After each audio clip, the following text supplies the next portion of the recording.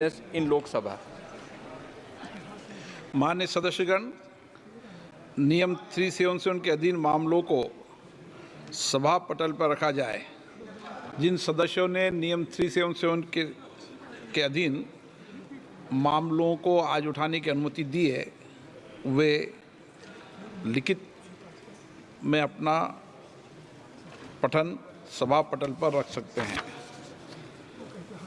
Item number 14 से 16 एक साथ लिए जा रहे हैं। दोबारा मैं क्लियर कर दूं, आइटम नंबर 14 से 16 जम्मू कश्मीर भी इसमें है, उनको एक साथ लिया जा रहा है। कुमारी शैलजा जी।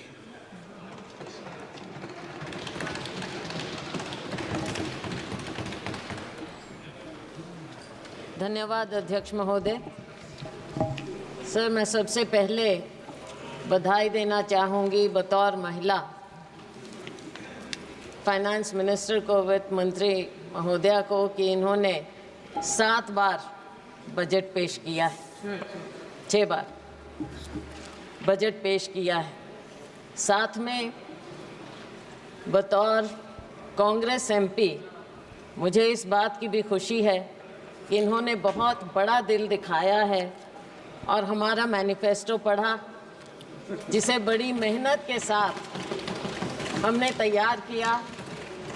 हमने कोई गारंटी इनकी सरकार की तरह, मोदी जी की गारंटी की तरह नहीं कहा, लेकिन हमारे नेता राहुल गांधी जी ने पूरे देश में जा जाकर लोगों को गले लगाकर उनकी दुख तकलीफ समझकर इस मैनिफेस्टो को सबके साथ मिलकर तैयार किया। और इन्होंने हमारा मैनिफेस्टो पढ़ा, अपनी गारंटी को साइड में रखा और हमारे मैनिफेस्टो को लागू किया। मैं इनकी बहुत शुक्रगुजार हूँ। अब मैं इस बजट को क्या बोलूँ? कुर्सी बचाओ बजट बोलें, विकसित बजट नहीं लेकिन विचलित बजट बोलें, या फिर एक और जुमला बजट बोलें, क्योंकि फिर बार बार हमें जुमले नज़र आते हैं इसमें। आपने 4 लोगों की बात की, लेकिन ये 4 कौन लोग हैं? गरीब, महिलाएं, युवा, हमारा अन्नदाता किसान। लेकिन इनकी गिनती कैसे हो? क्या मालूम पड़े कौन क्या है? क्या मालूम पड़े कि ये योजनाएं किसके लिए बनाएं? क्या मालूम पड़े कि टारगेट ग्रुप कौन है? अगर आप कास्ट सेंसस नहीं करेंगे, अगर आप सेंसस को सार्वजनिक नहीं करेंगे, राहुल जी ने, हमारे नेता ने मांग की कि सेंसस किया जाए, कास्ट सेंसस किया जाए, लेकिन ये सरकार चुप्पी साधे। एंड आई वंडर कि इसके बारे में इनके सहयोगी नीतीश कुमार जी क्या कहना चाहेंगे कास्ट सेंसस के बारे में। उन्हें तो बहुत कुछ मिला है, लेकिन सर, ये बजट है किसके लिए ये भी तो पता चले। क्या केवल 2 राज्यों को ही उन पर मेहरबानी हुई है, या पूरे देश पर भी कुछ नज़र डाली गई? ऐसा नज़र नहीं आता कि 2 राज्यों के अलावा कुछ दिखा हो, या फिर भाजपा शासित प्रदेशों के अलावा कुछ नज़र आता हो। सर, मुझे याद आता है कि जब माननीय प्रधानमंत्री जी मोदी जी माननीय मुख्यमंत्री होते थे और उस समय हमारी सरकार थी और वो एनडीसी की मीटिंग में आते थे, अब तो खैर एनडीसी भी नहीं रहा, और वो हमेशा कोऑपरेटिव फेडरलिज्म की बात करते थे। अब शायद वो शब्द पूरी शब्दावली से निकल चुका है, कम से कम भाजपा की और सरकार की शब्दावली से निकल चुका है।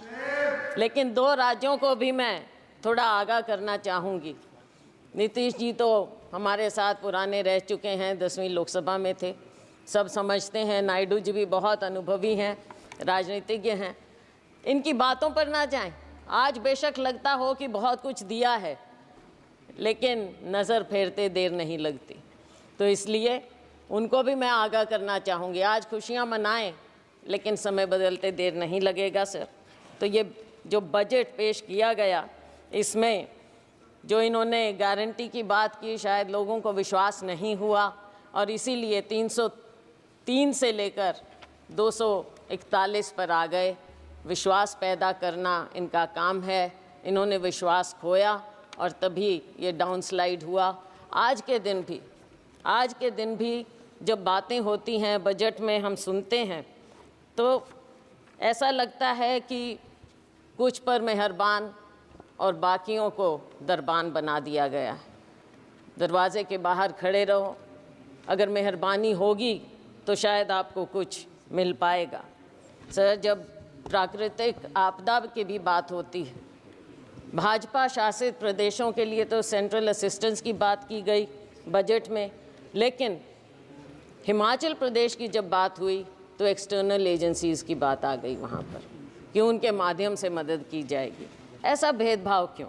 ये नहीं होना चाहिए और इसकी हम घोर निंदा करते हैं कि आप सबके साथ ऐसे भेदभाव। और फिर एक बात और सर, हरियाणा, महाराष्ट्र, झारखंड और शायद जम्मू कश्मीर चुनाव की ओर जा रहे हैं, पर ऐसा लगता है कि सरकार ने पहले ही हार मान ली। इन राज्यों का जिक्र तक नहीं, 3 राज्यों का जिक्र तक नहीं हुआ, कुछ दिया तक नहीं। और दुख इस बात का है कि आज 3 केंद्रीय मंत्री हैं हरियाणा से केंद्र में, एक तो मुख्यमंत्री भी रह चुके, लेकिन हरियाणा को कुछ नहीं मिला। मुझे मालूम नहीं कि अंदरूनी इनकी क्या बातें होती हैं, वो तो खैर सार्वजनिक हो नहीं सकती, लेकिन दुर्भाग्य है मेरे राज्य का, हरियाणा का, कि 3 केंद्रीय मंत्री होने के बाद भी हमें हरियाणा को ये कुछ ना दे पाए हैं और नाम तक लेना मुनासिब नहीं समझा। सर, किसान की बात है, किसान की आय दुगनी करने की बात कही गई। स्वामीनाथन कमेटी रिपोर्ट की बात लागू करने की शुरू में की थी, लेकिन बहुत कन्वीनियंटली आसानी से अब स्वामीनाथन कमेटी रिपोर्ट का नाम तक नहीं लिया जाता है। एग्रीकल्चर का, कृषि सेक्टर का बजट आधे के करीब हो गया है।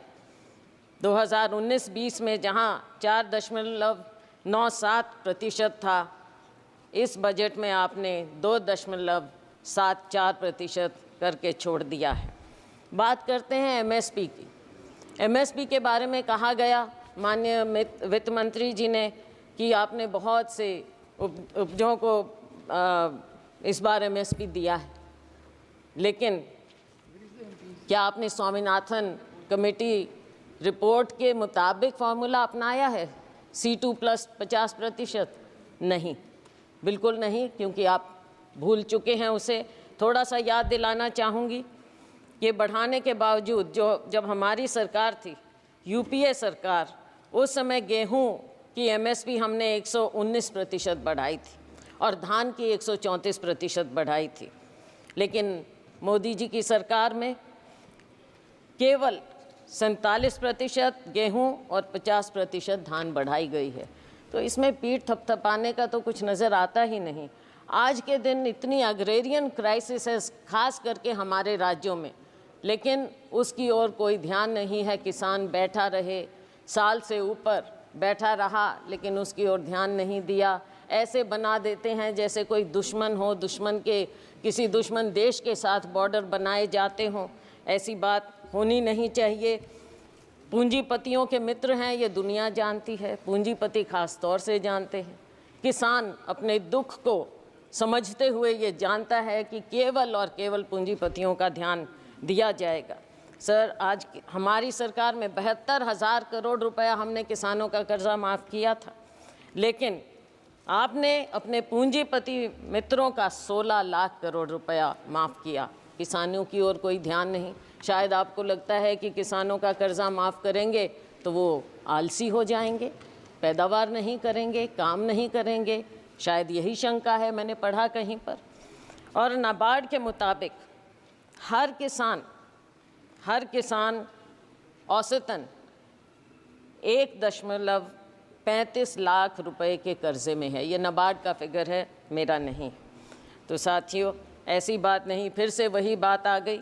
मित्रों पर मेहरबानी और किसानों और मजदूरों से बेईमानी। बेईमानी मैंने इसलिए कहा मंत्री जी, कि शब्द यूज ये नहीं करना चाहिए। नाबार्ड का फिगर है ये? मैं हाँ जी नाबार्ड। मैं ये इसलिए कह रही हूँ क्योंकि आपने समझौता किया किसानों के साथ, और लेकिन आपने वादा खिलाफी की। हर बात में आपने वादा खिलाफी की। कौन सा साल था?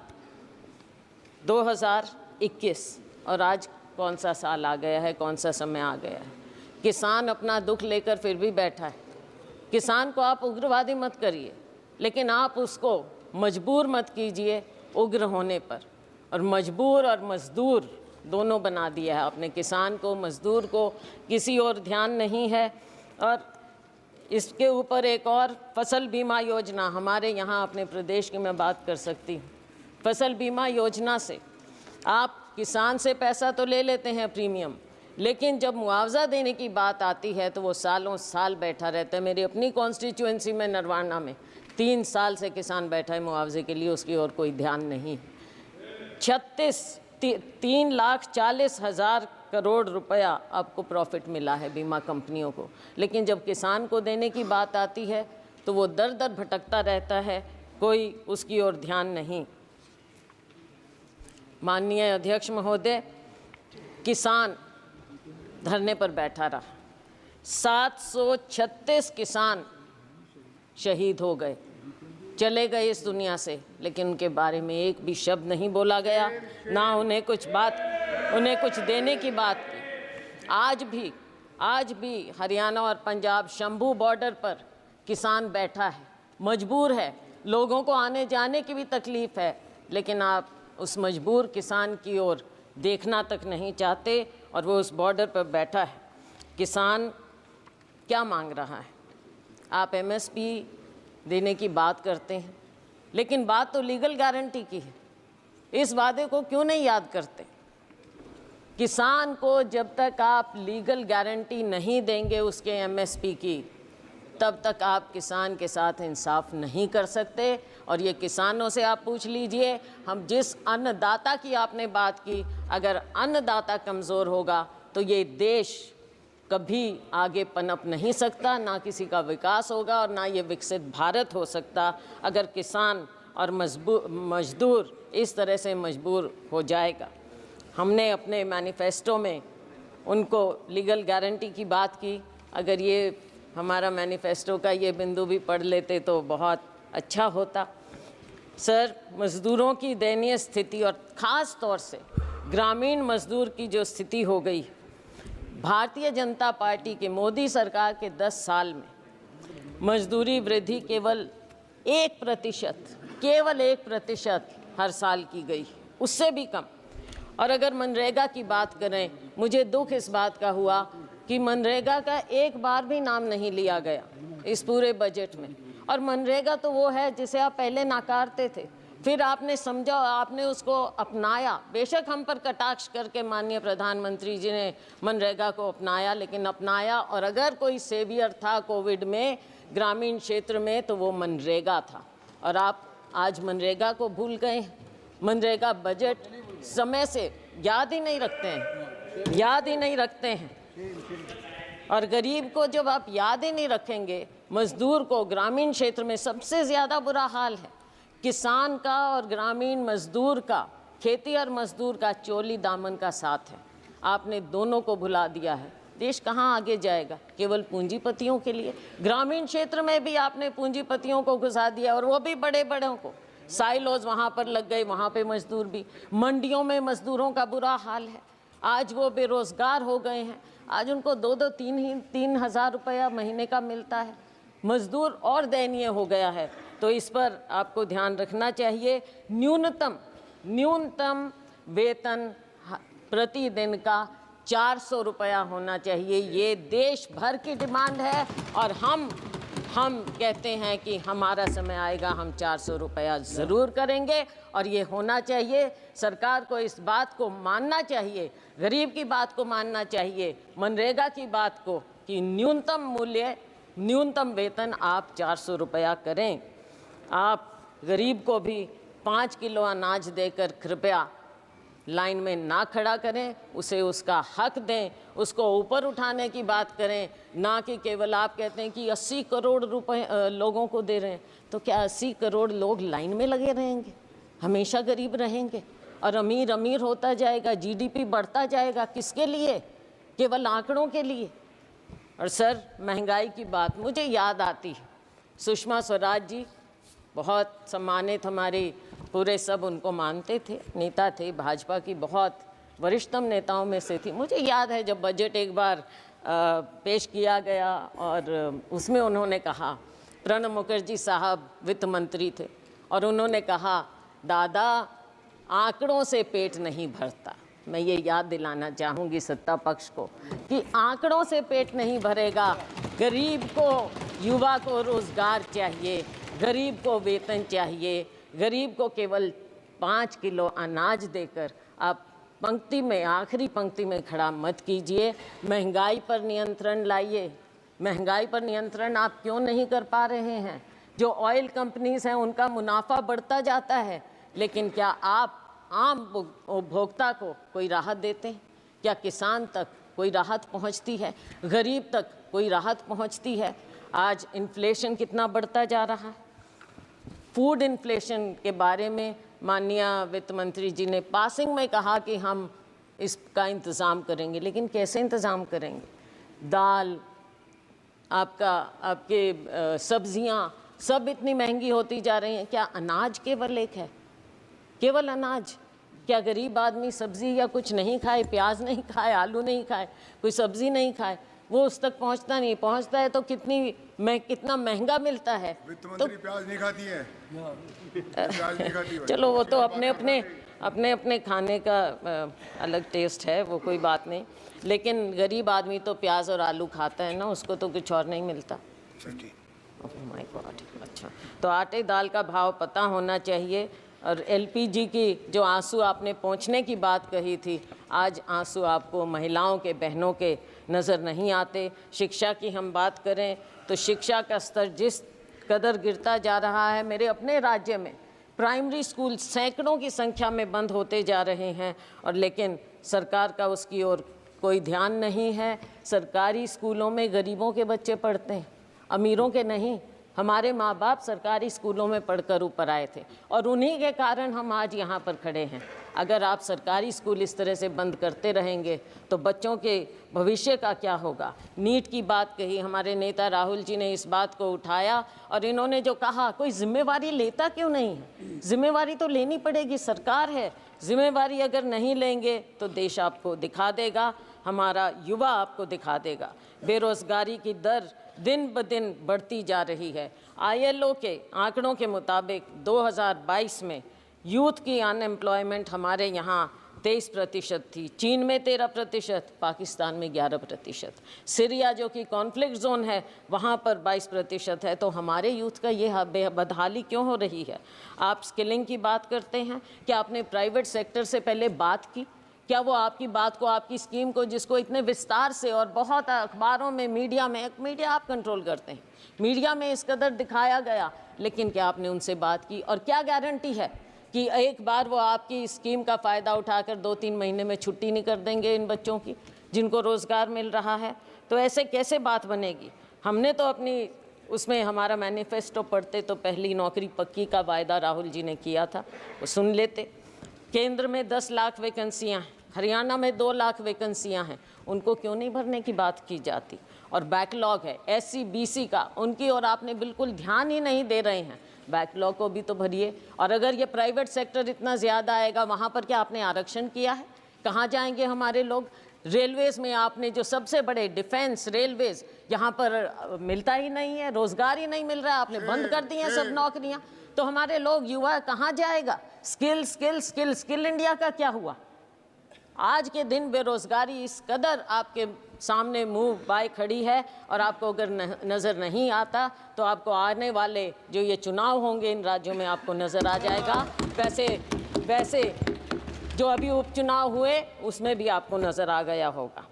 तो साथियों, जब बेरोज़गारी इतनी बढ़ती है तो गलत आदतें भी बढ़ जाती हैं। मेरे अपने राज्य में, मेरे अपने यहाँ सिरसा, हिसार, अम्बाला, पूरे हरियाणा में नशा बढ़ता जा रहा है। कहाँ हरियाणा था?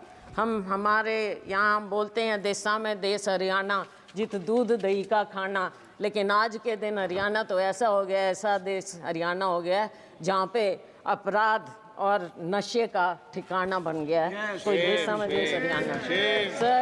सर एक दो बिंदुओं पर और केवल मैं नज़र डालूंगी। अग्निवीर की बात है। अग्निवीर के खोखलेपन का पर्दाफाश राहुल गांधी जी ने यहाँ पर इस सदन में किया है। सरकार कितने ही टॉल क्लेम्स करे, लेकिन असलियत अगर आप ज़मीन पर जाएंगे तो आपको पता चल जाएगी। आपने दो कैटेगरी बना दी है। अगर जो अफसर है और या जो साधारण जवान है सेना में, वो तो शहीद हो जाएगा, उसके परिवार को पेंशन मिलेगी। और जो गरीब का बेटा है, गरीब का बेटा केवल अग्निवीर कहलाएगा, केवल नाम मिलेगा उसे, और क्या मिलेगा? कैसे जाएगा वो? आप सेना के साथ भी नाइंसाफ़ी कर रहे हैं, हमारे युवा के साथ भी नाइंसाफ़ी कर रहे हैं, हमारे जवान के साथ आप नाइंसाफ़ी कर रहे हैं। सर, हरियाणा की आबादी देश की लगभग 2% है, लेकिन सेना में हमारा हिस्सा 10% के करीब है। आज के दिन आपने क्या इंसेंटिव छोड़ दिया हमारे युवाओं के लिए? कुछ नहीं छोड़ा। ये योजना पूरी तरह से युवा विरोधी है, जवान विरोधी है और सेना विरोधी है। हम डिमांड करते हैं कि आप अग्निवीर योजना को इमीडिएटली ख़त्म कीजिए और जय जवान जय किसान के नारे को फिर से बुलंद कीजिए। किसान को भी खुशहाल करिए, जवान को भी खुशहाल करिए। सर, SCBC की बात मैंने कही, ना बैकलॉग ख़त्म किया जा रहा है और ना नई नौकरियां मिल रही हैं, ना प्राइवेट सेक्टर में कुछ इनके लिए है, और ना इनकी scholarship, pre matric, post matric scholarship के साथ जो जिस तरह से नाइंसाफ़ी की जाती है, समय पर बच्चों को दिया नहीं जाता। हरियाणा में मेडिकल 9,000 से ज़्यादा, 10,000 के करीब स्टूडेंट थे, 3-4 साल से नहीं दी उनको स्कॉलरशिप। जब चुनाव आया तब आपने रिलीज़ की। इसमें भी राजनीति, गरीबों के साथ, हमारे SCBC के साथ भी राजनीति आप ऐसे करेंगे? क्या इतनी किल्लत है पैसे की कि आप गरीब से गरीब को उसकी स्कॉलरशिप नहीं देना चाहते? डॉक्टर अंबेडकर स्कॉलरशिप से आगे बढ़े थे। डॉक्टर अंबेडकर इकोनॉमिस्ट थे, लेकिन अगर आप बच्चों को मौका ही नहीं देंगे, वो कहाँ से आगे निकलेंगे? माननीय सदस्य, ये संसद है, हरियाणा विधानसभा नहीं है, इसका जवाब कैसे देंगी? सर, बजट है, सर, बजट तो है। बजट में राज्य की अनदेखी हुई है सर। सही बात कहना सर, पड़ेगा। आपको भी राजस्थान से प्यार होगा सर। सर, आप अध्यक्ष हैं लेकिन राजस्थान से प्यार रखते हैं। राजस्थान विधानसभा बोलूँगा। सर, आपने स्पेशल कंपोनेंट प्लान खत्म कर दी, सब प्लान बंद कर दिया और सारे फंड्स डाइवर्ट किए जाते हैं। अब एक आध दिन पहले हिंदुस्तान टाइम्स में रिपोर्ट थी, मध्य प्रदेश में फंड्स डाइवर्ट कर दिए। किस चीज़ के लिए? गौशालाओं के लिए। गौशाला और SC/ST का उससे क्या लेना देना? लेकिन SC/ST के फंड्स आप गौशालाओं में दे रहे हो, तो ये कहाँ से ये डाइवर्जन हो रहा है? सरेआम डाइवर्जन हो रहा है। क्यों डाका डाल रहे हैं गरीबों के बजट पर, SC/ST के बजट पर? सर, जहाँ तक कि हेल्थ की बात है, हेल्थ का एक्सपेंडिचर भी गिरता चला जा रहा है और पिछले समय में 2% के करीब आपने 2 साल बजट एस्टिमेट्स में और एक्सपेंडिचर में फ़र्क आ गया है सर, तो आगे वो गिरता ही चला जाएगा। और सर, आपकी कमिटमेंट हेल्थ सेक्टर में कोविड में देखा, लेकिन उसके बाद भूल गए। मैं एक और, आप सर बुरा नहीं मानना, अपना राज्य होता है, थोड़ा सा मेरे को बोलने दीजिए। सर, हरियाणा में माननीय प्रधानमंत्री जी ने फाउंडेशन स्टोन रखा था आयुष यूनिवर्सिटी का, क्या हुआ उसका? आज तक एक पत्थर नहीं लगा है कुरुक्षेत्र में, एक पत्थर। माननीय वित्त मंत्री जी पता करें। और सर, सिरसा में मेडिकल कॉलेज का नींव पत्थर माननीय प्रेसिडेंट साहब ने, राष्ट्रपति महोदया ने रखा, वहाँ भी टेंडर तक नहीं हुआ है। तो कैसे होगा? ये हेल्थ के प्रति है। आप बच्चों के बारे में एक शब्द नहीं। कुपोषण सबसे ज़्यादा हमारे ग्लोबल हंगर इंडेक्स के मुताबिक 2023 के मुताबिक 125 देशों में इंडिया की दर 111 है। पिछले साल 107 थी, इस साल 111 पर हम आ गए हैं। भूखमरी, कुपोषण, बच्चों के लिए क्या हो रहा है। अब वर्किंग महिलाओं के लिए, महिलाओं की बात अगर हमारी बात सुन लेते, राहुल जी ने प्रॉमिस किया कि हर गरीब परिवार में हम एक महिला को 1 लाख रुपया देंगे। अगर आप दे देते महिलाओं का तो अपने आप उद्धार हो जाता। थोड़ा सा सुन लेते, हमारी थोड़ी बात मान लें, इसमें कोई शर्म की बात नहीं है। आपके पास आइडियाज़ नहीं हैं, हमारे पास हैं, हमारे आइडियाज़ ले लें, सुझाव ले लें तो देश का भला हो जाएगा, बहुत भला हो जाएगा। हमारे पूर्व मुख्यमंत्री जी यहाँ पर अब मंत्री हैं, बहुत बढ़िया उनके पास मंत्रालय हैं, लेकिन अगर शहरों की बदहाली, आप एक तो नाम बदलने का बड़ा शौक है, अब सिर्फ इसलिए क्योंकि JNNURM राजीव आवास योजना रखा, नाम से आपको थोड़ी दिक्कत है, शायद नफरत है, तो वो नाम बदल दिए स्मार्ट सिटी। अब सर स्मार्ट सिटी फरीदाबाद में आप अगर 2 कदम पर है Faridabad, it is an overgrown urban slum. कहाँ से स्मार्ट सिटी है वो, किस हिसाब से, कचरे के ढेर हर जगह।